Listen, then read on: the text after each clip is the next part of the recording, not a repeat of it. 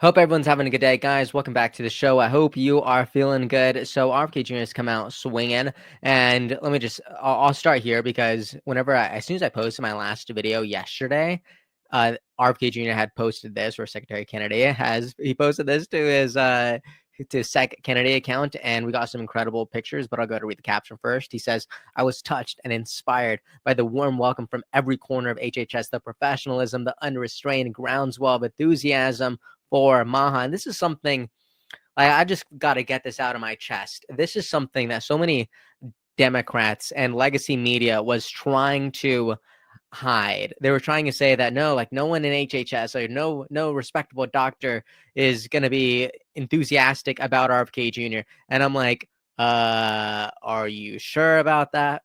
Because you know what?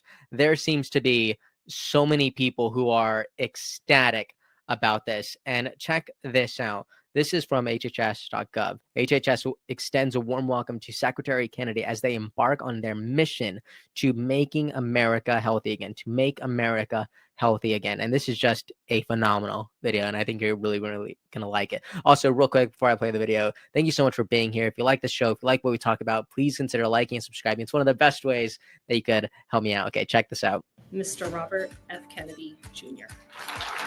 I'm Robert F. Kennedy, Jr., and I'm President Trump's Secretary of HHS. My main mission at HHS, in which I hope that you will all join me, is to reverse the chronic disease epidemic in America. I did a welcoming speech and introduced myself to all the personnel at HHS and invited them into the endeavor of making America healthy.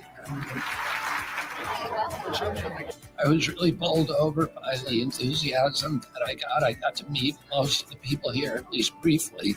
We all took photos together, we took selfies. One after the other, people came up to me and said, "I've been waiting for this for my whole career, for 20 years. We want to unleash."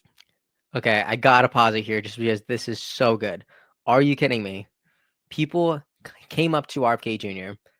afterwards and said, "I've been waiting for this my whole career for 20 years." Are you kidding me? This is what they don't want you to see. It's working. People are welcoming him. This is beautiful. Wow. 20 years. We want to unleash science. We want to do really good, unimpeded science.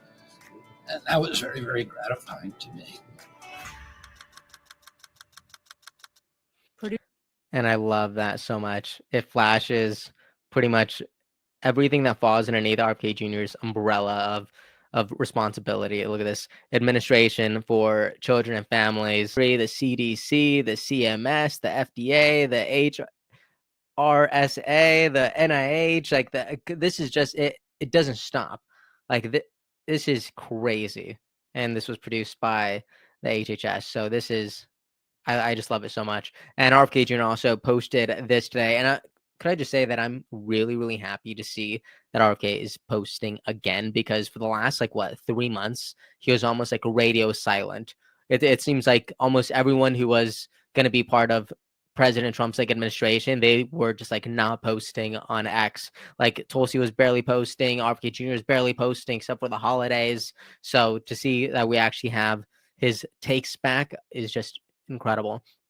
So he posted this morning. He said, some 13% of women are having a difficulty getting pregnant or carrying their pregnancy to term, and only the wealthy can pay the high costs of IVF. I commend President Trump for his compassion and concern with those Americans who can't afford it. This is an important strategy for addressing the national crisis on plummeting fertility rates. There we go. And this was actually a quote tweet to Press Secretary Caroline Leavitt, who says, "Promises made, promises kept. President Trump just signed an executive order to expand access to IVF.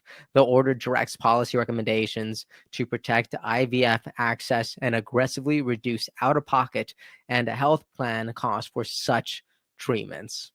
There you go. This is huge. So we got a lot of wins coming, and I don't know if we could even contain it. And speaking of wins, look at this incredible. I don't know if you guys saw the interview with Hannity yesterday with President Trump, and Elon Musk, I just thought it was fascinating. But there's a 30-second moment where they actually talk about RFK Jr., and I just think it's great. So check this out.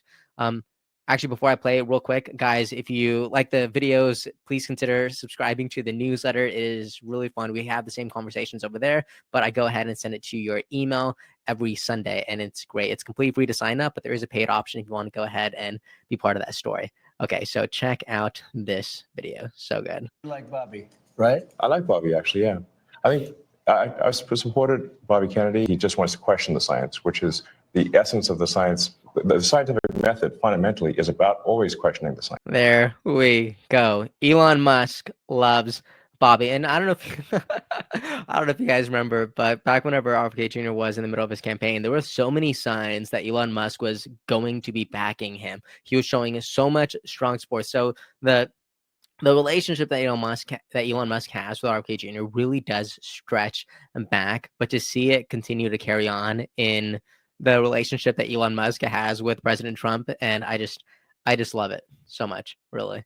And I also saw this video where this guy was pretty much talking about kind of just being a former Democrat and how his posture has developed over the years. And I think he speaks for a lot of people. This video is resonating with just millions of people, and it is just so good. So I really think you guys are going to like it. And again, this kind of goes back to how we're not just in the middle of a political shift. We're in the middle of a really profound culture shift. And I just think it is great. Check this out. As someone who used to despise Trump, as a former Democrat and a gay person, I used to think Trump was like one of the worst people on earth, if not the worst person on earth. But I can assure you that it's in your best interest, if you still hate the guy, to consider that maybe you've been misled. Maybe there's a reason why so many Black, Latino, Asian, gay people support the guy. Why so many former Democrats like Tulsi Gabbard and RFK have moved over to the Trump camp.